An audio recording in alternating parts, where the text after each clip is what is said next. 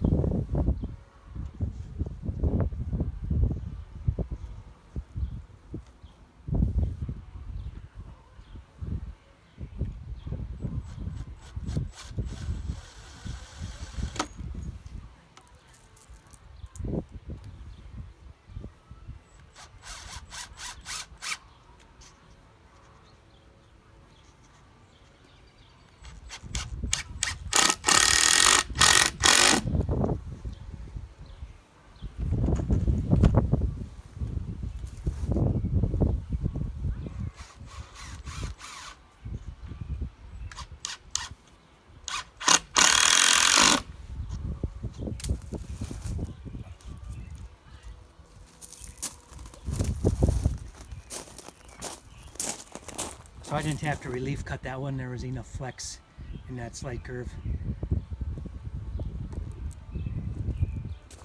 Just makes for a nice transition. Then I'll have a hard corner over here. If you have to wheelbarrow materials back in, pile over your forms, you can drive your wheelbarrow back over. I've got two more to do. This will be a pretty gentle sweeping curve here. And then this one here.